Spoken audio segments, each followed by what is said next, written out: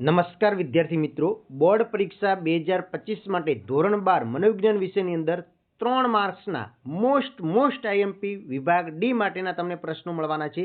એકદમ લિમિટમાં પ્રશ્નો આપવાના છે અને એટલા પ્રશ્નો જો તમે કરીને જશો તો સેક્શન ડી તમારા પૂરેપૂરા માર્ક્સ આવી શકે છે.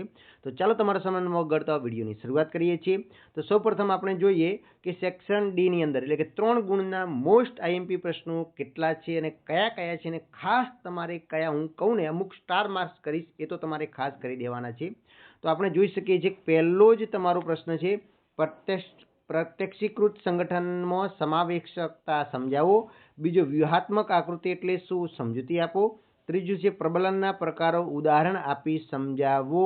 આ 3 પ્રશ્નો જે છે એમાંથી ખાસ આ વખતે સ્ટાર માર્ક્સ કરી દેવાનું છે કે વ્યૂહાત્મક આકૃતિ એટલે શું સમજાવવું એ ખાસ તમારે કરી દેવાનું છે અને બાકીના પણ 2 ઉપર નજર મારીને જવાનું છે.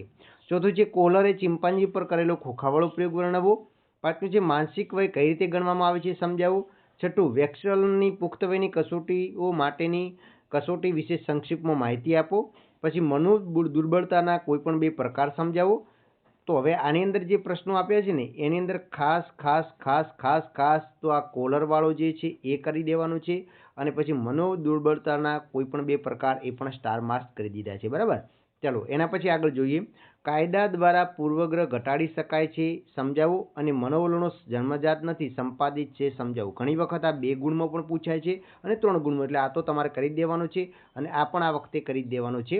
પછી પૂર્વગ્રહ ઘટાડવા માટે સંચાર માધ્યમનું મહત્વ સમજાવો.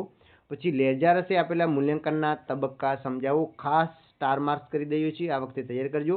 મનોભારકોનું સ્વરૂપ સમજાવો. પછી માનસિક સ્વાસ્થ્યનું સ્વરૂપ સમજાવો. બોધાત્મક ઉપચાર પદ્ધતિ સમજાવો અને મનોપચારના આરંભનો તબક્કો એટલે શું સમજાવો. એના પછી સ્વપ્ન વિશ્લેષણની સમજૂતી આપો. આ વખતે સ્ટાર માર્ક્સ કરી દીધું છે, એ ખાસ તૈયાર કરજો.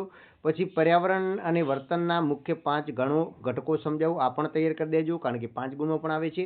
પુનઃ ઉપયોગ અને ઉર્જા સંરક્ષણની સમજૂતી આપો. આ પણ ખાસ કરી દેજો કારણ ઘણી વખત 5 માર્ક્સમાં પણ પૂછી શકે છે. માનવ વર્તનની પર્યાવરણ પર અસરો તરીકે કુદરતી સંશોધનના દુરુપયોગની સમજૂતી આપો. આ તો ખાસ કરી દેજો. એના પછી માનવ વર્તન પર ઘોંઘાટ અને હવાની પ્રદૂષણની અસરો વર્ણવો. કાર્ય નિદર્શન એટલે શું, જરૂરિયાતનો સિદ્ધાંત સમજાવો.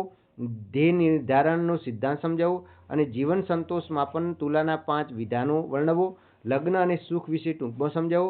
વ્યક્તિલક્ષી સુખ અંગે ટૂંકમાં સમજાવો અને સેલિગમેનનો સૂચવેલો કાલ્પનિક અનુભવ મશીન ઉદાહરણ સહિત સમજાવો. તો આટલા 27 પ્રશ્નો ખાસ તમારે તૈયાર કરી દેવાના છે. એ 3 ગુણ માટેના મોસ્ટ આઈએમપી પ્રશ્નો છે અને વિડીયો પસંદ આવે તો લાઇક કરજો અને બીજા ઘણા બધા મનોવિજ્ઞાનના વિડીયો આપણી ચેનલ પર અવેલેબલ છે. તો વિડીયોના સર્ચ બારમાં જઈ અને તમે વિડીયો સેક્શનમાં જઈ અને ઘણા બધા વિડીયો જે મનોવિજ્ઞાન માટે ઉપયોગી છે એ પણ તમે જોઈ શકો